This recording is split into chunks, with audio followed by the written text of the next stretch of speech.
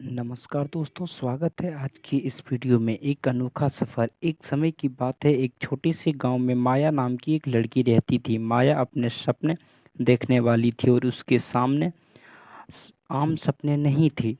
वह हमेशा उन सपनों, उन जगहों के बारे में सोचती थी जहां कोई नहीं गया था, चीज़ों के बारे में जिन्हें किसी ने नहीं सुलझाया था। उसका सबसे बड़ा सपना था नीली वादी तक पहुंचना, एक ऐसी जगह जिसके बारे में सिर्फ पुरानी कहानियां में जिक्र मिलता था। लोग कहते थे कि वहाँ के फूल रात में चमकते हैं और वहाँ की हवा में जादू होते हैं। एक दिन माया ने नीली वादी की खोज में निकलने का फैसला किया।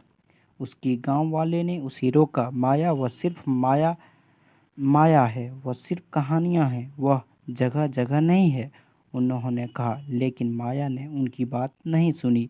उसने अपने पिट्ठू में कुछ जरूरी सामान रखा और सूरज उगने से पहले ही निकल पड़ी।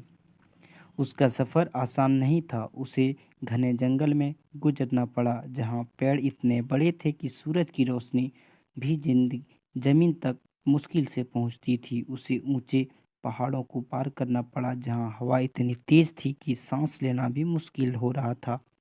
कभी कभी वह थक कर हार मानने वाली होती थी, लेकिन नीली वादी का ख्याल उसे आगे बढ़ने की हिम्मत देती। एक शाम जब वह नदी किनारे आराम कर रही थी तो उसने एक बूढ़े बाबा को देखा। बाबा ने उसे गौर से देखा और मुस्कुराकर पूछा, बेटी, कहाँ जा रही हो इतनी अकेली? माया ने उन्हें नीली वादी के अपने सफ़र के बारे में बताया। बाबा ने सुनकर सिर हिलाया और कहा, नीली वादी तक पहुंचना असंभव नहीं है, पर उसके लिए तुम्हें अपने अंदर की शक्ति पर विश्वास करना होगा। उन्होंने माया को एक छोटा सा पत्थर दिया जो चमक रहा था। जब भी तुम्हें रास्ता भटका हुआ महसूस हो, इससे देख लेना, उन्होंने कहा। माया ने बाबा का धन्यवाद किया और अपने सफ़र जारी रखा। कुछ दिन बाद वह एक ऐसे इलाके में पहुंची जहां पेड़ छोटे होते जा रहे थे और ज़मीन ज़्यादा पथरीली थी। उसने देखा कि सामने एक बड़ी दीवार खड़ी है जिसके पार कुछ भी नहीं है। उसे लगा कि यही अंत है। वह निराशा होकर बैठ गई। तब उसे बाबा का दिया हुआ पत्थर याद आया। उसने अपने हाथ में लिया।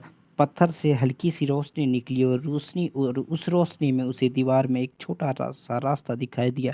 उसने उस रास्ते से अंदर कदम रखा। जैसे ही वह अंदर आई, उसकी आंखें चौंक उठी। सामने वही नीली वादी थी। फूल नीली रोशनी से चमक रहे थे। हवा में एक मीठी सुगंध थी और पूरा वातावरण शांति से भरा हुआ था। उसने देखा कि वहाँ कोई और नहीं था, वह अकेली थी।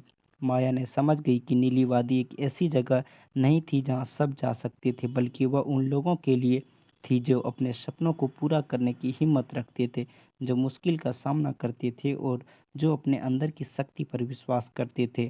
उसने वहाँ कुछ देर बिताई, उस जगह माहौल का आनंद लिया। जब वह वापस लौट रही थी तो उसके चेहरे पर एक नई चमक थी। वह अपने सपने देखने वाली लड़की नहीं थी, बल्कि एक अनुभवी यात्री थी जिसने अपने सपने को जीना सिखा दिया। जय हिंद दोस्तों, धन्यवाद।